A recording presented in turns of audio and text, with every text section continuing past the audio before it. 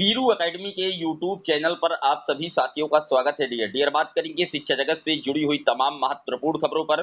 सबसे पहले बात करेंगे उत्तर प्रदेश में हुई 69,000 शिक्षक भर्ती का मामला पूरी तरीके से पक्ष के द्वारा गरमा दिया गया है, क्योंकि अभी आपने देखा था लखनऊ खंडपीठ की डबल बेंच के द्वारा पूरी शिक्षक भर्ती को रद्द करने का आदेश दिया गया और नए सिरे से जो सूची है बनाने का आदेश दिया गया है। बात करेंगे बीएड चयनितों में खलबली मची है, मेरिट कम वाले बाहर होने के चांसेस बढ़ रहे हैं। शिक्षा विभाग में आज मुख्यमंत्री योगी आदित्यनाथ की हाई लेवल की मीटिंग है।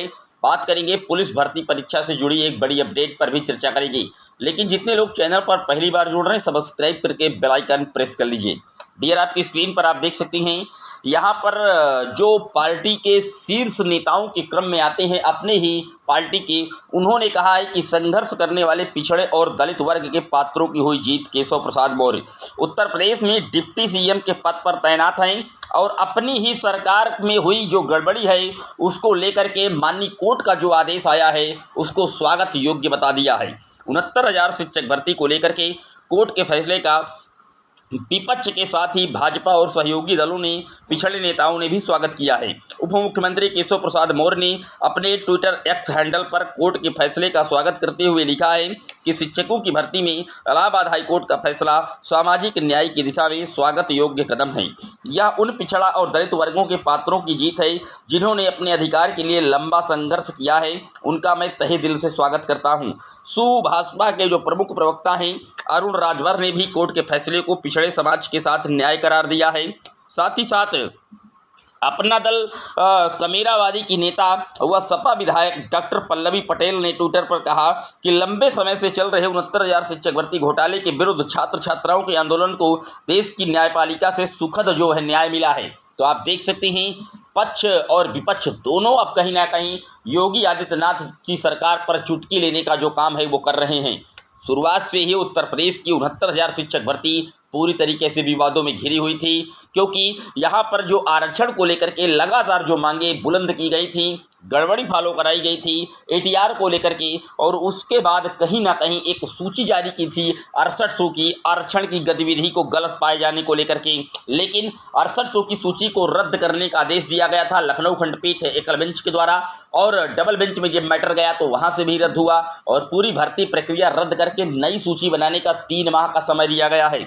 यहाँ पर आप देख सकते हैं सपा अभ्यर्थियों के साथ खड़ी रहेगी अखिलेश यादव। इस पर विपक्ष जो है पूरी तरीके से हमलावर है, क्योंकि आप जानते हैं आरक्षण के मुद्दे को हाईलाइट करना ही काम है विपक्ष का, ताकि जो सत्ता में बैठे लोग हैं उनको नीचे किया जा सके।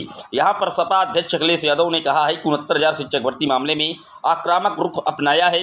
शिक्षक भर्ती मामले में आरक्षण और संविधान से जोड़ करके सियासी रंग देखते हुए अखिलेश ने कहा कि किसी भी तरह से संविधान में दिए गए आरक्षण से छेड़खानी नहीं की जा सकती। यहाँ पर जब उन्होंने हाई कोर्ट ने आदेश दिया रद्द करने का, तो अखिलेश यादव ने भी खुशी होकर के इसका स्वागत किया कि पूरी शिक्षक भर्ती रद्द होकर के नए सिरे से बनाई जाएगी, आरक्षण को सही तरीके से फॉलो कराया जाएगा, तो जो बाहर अभ्यर्थी रह गए हैं निश्चित तौर पर अंदर होंगे। लेकिन मैं आपको बता दूं, जैसे ही पूरी भर्ती प्रक्रिया रिविजिट कराई जाएगी, नई सूची बनेगी, तो जो कम मेरिट लो वाले कैंडिडेट अंदर हैं वो उनके बाहर होने के भी चांसेज हैं। साथ ही साथ बीएड वाले अभ्यर्थियों पर अलग खलबली मची हुई है कि आखिरकार जो 6800 की सूची में बीएड के कैंडिडेट हैं उनको किस तरीके से नियुक्ति पत्र मिलेगा, क्योंकि सुप्रीम कोर्ट ने डिसाइड कर दिया है कि 11 अगस्त 2023 के बाद किसी भी पोस्ट पर बीएड अलाउड नहीं होगा। तो वो अलग अपने दिमाग में सोचे बैठे हैं कि आखिरकार हमको नियुक्ति मिल पाएगी या नहीं, चूँकि उस समय जो भर्ती का विज्ञापन था वो दूसरा था, लेकिन आज की स्थिति पूरी तरीके से बदली हुई है। इसी क्रम में अगर बात की जाए तो आप देख सकते हैं आरक्षण विरोधी है भाजपा सरकार। 69,000 शिक्षक भर्ती में मामले में हाईकोर्ट की डबल बेंच की ओर से सभी चयन सूचियों को रद्द कर नई सूची बना करके आरक्षण नियमावली 1994 में निहित प्रावधानों के अनुसार नियुक्ति किए जाने के आदेश पर कांग्रेस ने तीखी प्रतिक्रिया दी है। कांग्रेस ने भाजपा सरकार को आरक्षण विरोधी बताया है, कहा है कि 69,000 शिक्षक भर्ती मामले में न्याय और संविधान की जीत हुई है। आप देख सकते हैं किस तरीके से कहीं ना कहीं जितने भी नेता हैं किसी भी पार्टी के, वो लगातार इस समय योगी सरकार को घेरने का काम कर रहे हैं। इसी क्रम में आप देख सकते हैं कोर्ट का फैसला, आरक्षण के खिलाफ साजिश को जवाब। यहाँ पर राहुल गांधी ने भी मोर्चा खोल रखा है। उन्होंने भी साफ तौर पर कहा है कि भाजपा युवाओं से खिलवाड़ कर रही है और 5 साल ठोकरें खाकर बर्बाद होने के बाद जिनको नई सूची के जरिए नौकरी मिलेगी और जिनका नाम अब चयनित सूची से कट सकता है, दोनों को ही गुनाहगार सिर्फ भाजपा है। राहुल गांधी ने कहा भाजपा युवाओं के भविष्य के साथ लगातार खिलवाड़ कर रही है। पेपर लीक के कारण आज भी कई युवा नौकरी के लिए भटक रहे हैं। उन्होंने देश में लगातार बढ़ रही बेरोजगारी के मुद्दों को उठाते हुए भाजपा की केंद्र सरकार को भी कटघरे में खड़ा किया है। तो आप देख सकते हैं अगर नई सूची बनेगी तो निश्चित तौर पर कुछ अभ्यर्थी अंदर से बाहर का रास्ता भी देख सकते हैं और कुछ बाहर से अंदर का भी रास्ता देखेंगे। पूरी तरीके से तय है, लेकिन इसके लिए सरकार ही जिम्मेदार है। राहुल गांधी की ये बात एकदम सटीक बैठती है क्योंकि शासन की गड़बड़ी के कारण ही ऐसा कुछ हुआ है। 69,000 शिक्षक भर्ती अफसरों ने दबा दी थी। बाहर होने वालों की सूची आप देख सकते हैं। अफसरों को कहीं ना कहीं यहाँ पर लगाया गया है कि अफसरों की छेड़खानी की वजह से ही ये पूरी जो शिक्षक भर्ती है ये विवादों में आई, मामला कोर्ट में घूमा।